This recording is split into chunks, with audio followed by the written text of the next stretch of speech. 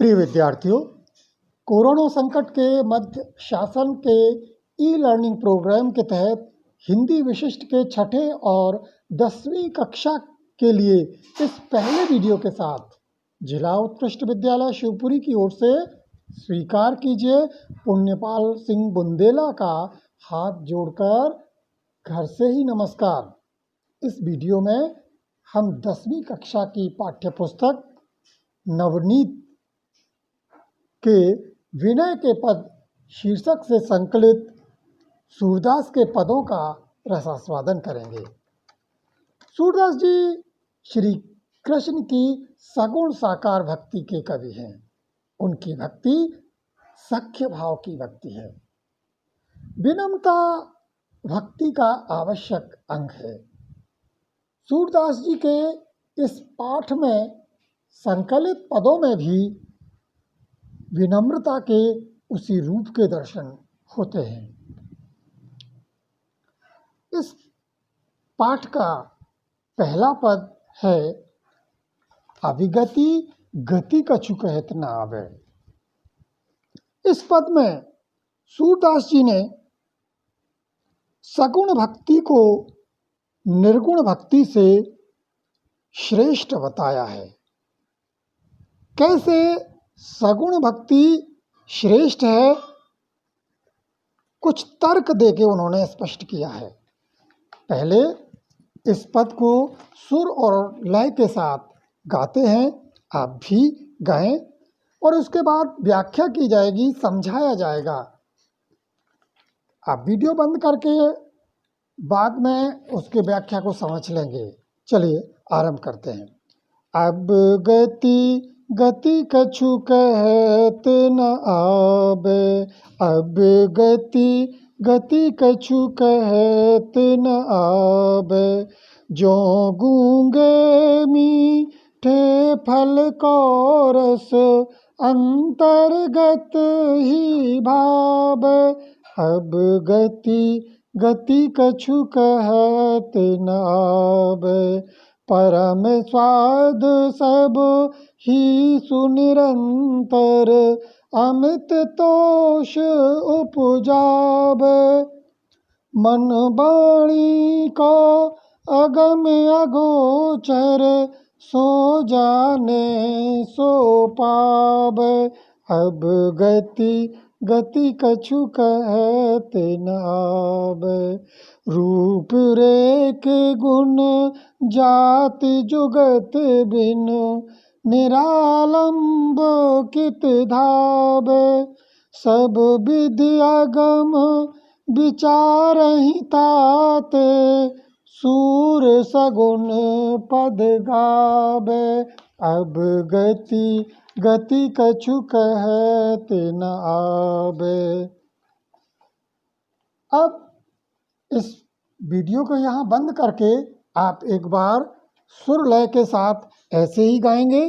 इसके बाद फिर आप इस पाठ को, इस पद को समझेंगे।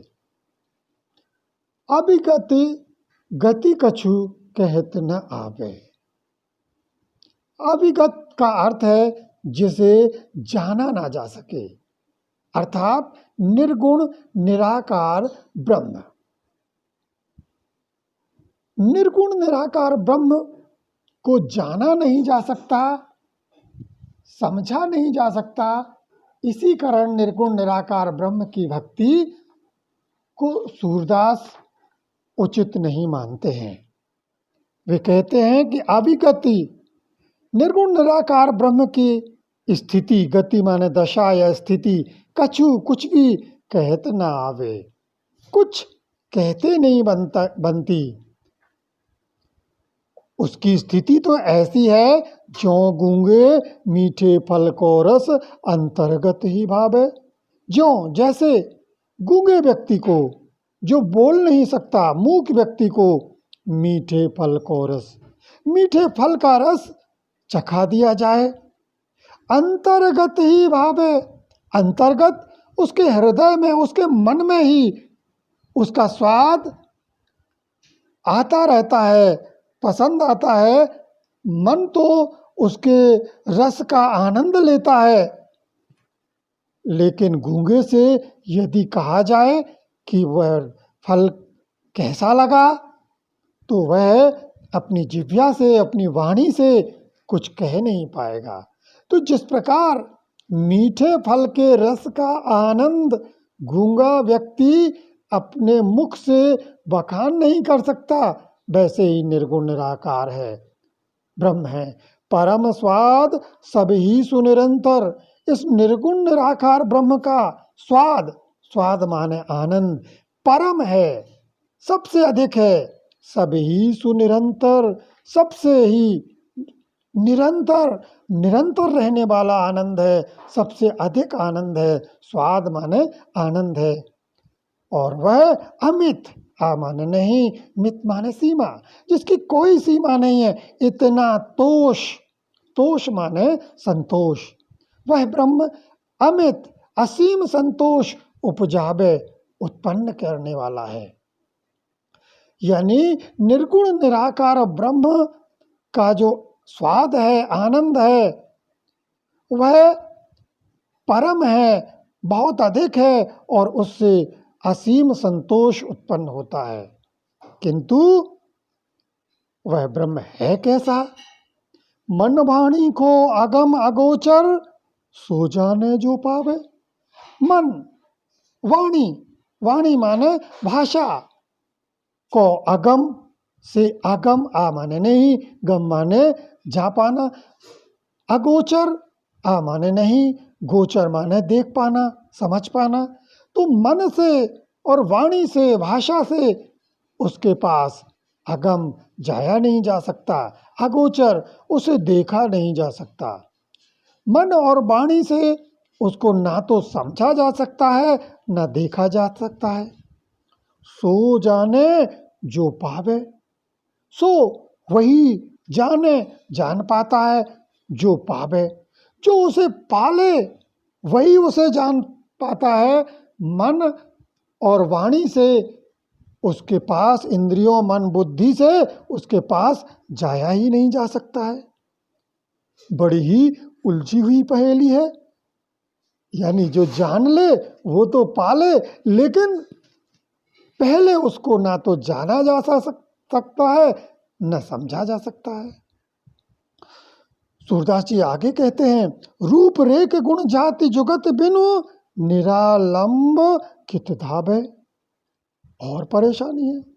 रूप रेख गुण जाति जुगति बिन, रूपरेखा नहीं है, उसकी कोई आकृति नहीं है।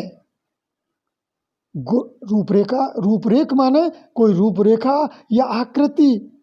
गुण, ना कोई गुण है। जाति, ना कोई उसकी जाति है या उसका कोई वर्ग है, समूह है। साथ ही जुगति बिन, और जुगति भी नहीं है। जुगति का अर्थ है युक्ति नहीं है, कोई तरीका भी उसका नहीं है। ना तो उसका रूपरेखा है, ना गुण है, ना उसका कोई वर्ग है, समूह है, और ना उसको पाने की कोई युक्ति है या विधि है। निरालंब, निर्धन आलंब, निरालंब का संधि विच्छेद करें तो निर्धन आलंब, निरालंब, बिन, निर माने होता है बिना, आलंब माने सहारा, बिना सहारे का है, बिना आधार का है, कोई आधार भी नहीं है। कित धावे, कित कहाँ पर, धावे दौड़े, उसको के लिए हम कहाँ दौड़े, उसका कोई स्थान ही नहीं है, ठौर ठिकाना ही नहीं, कोई आलंब ही नहीं है।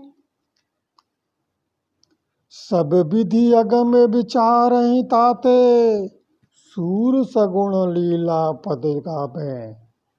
जब निर्गुण निराकार ब्रह्म ऐसा है कि न रूप रेखा है, न गुण है, न जाति है, न युक्ति है, न तरीका है, इसीलिए सब विधि, सब तरह से अगम, जिसके पास जाया नहीं जा सकता, विचार ही निर्गुण ब्रह्म को सोचकर कि निर्गुण निराकार ब्रह्म तो हर तरह से अगम है, ताते, इसीलिए सूर सगुण लीला पद गावे। सूरदास जी सगुण भक्ति को श्रेष्ठ मानकर सगुण श्री कृष्ण की भक्ति के लीला के पदों का गान करते हैं।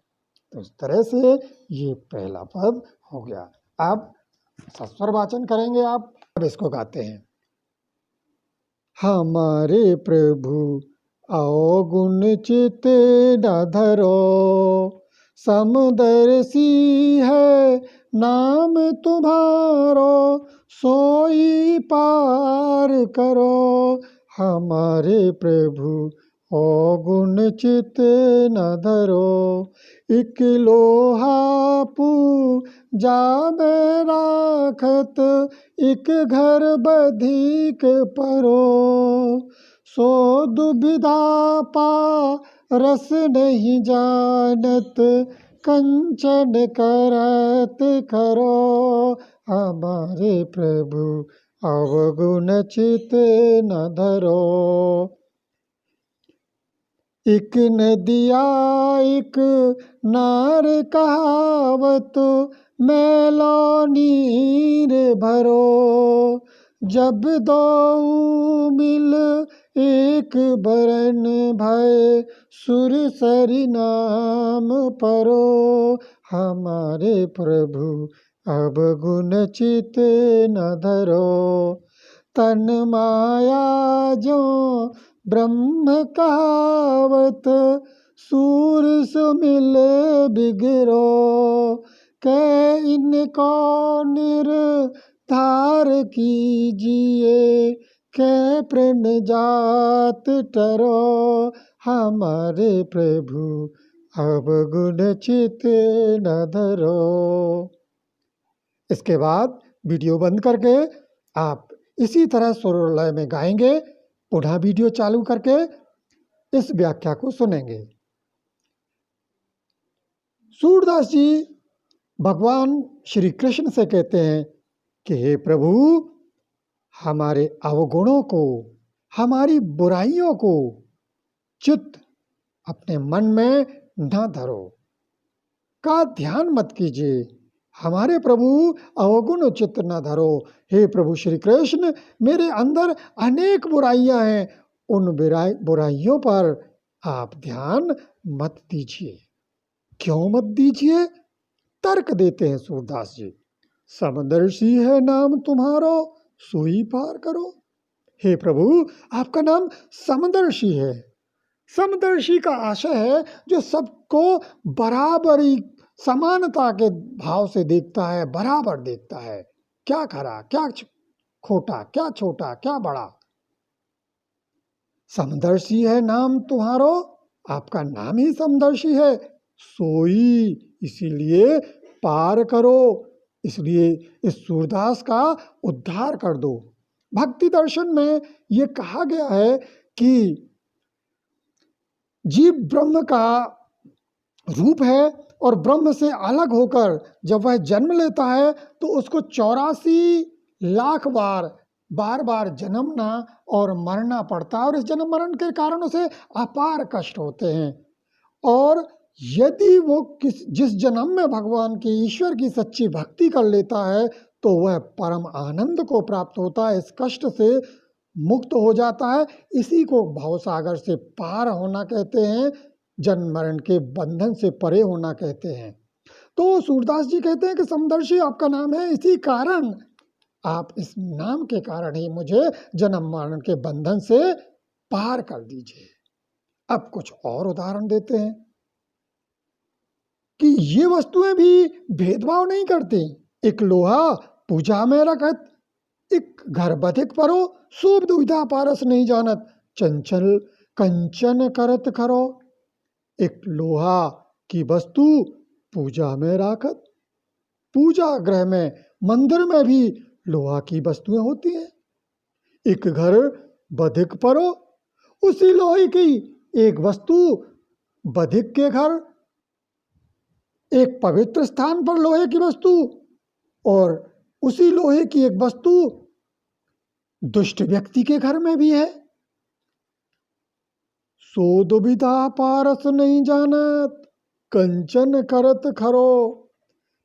पारस पत्थर, जिसमें यह गुण होता है कि वह लोहे की किसी भी वस्तु का स्पर्श करे, वह वस्तु शुद्ध सोने में बदल जाती है, तो पारस पत्थर यह भेद, यह दुविधा नहीं जानता।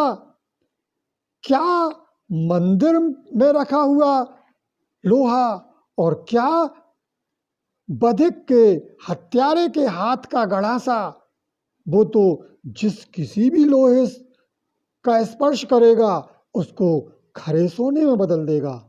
जब एक जड़ पारस पत्थर भेदभाव नहीं करता, तो हे प्रभु आप भी मेरे अवगुणों पर ध्यान दिए बिना मेरा उद्धार करें।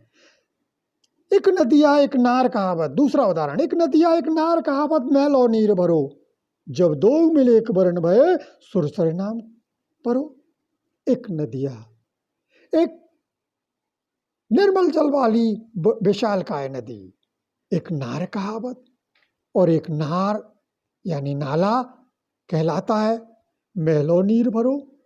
मैले जल वाला, गंदे जल वाला एक नाला बहता हुआ एक विशालकाय निर्मल नदी में मिल जाता है।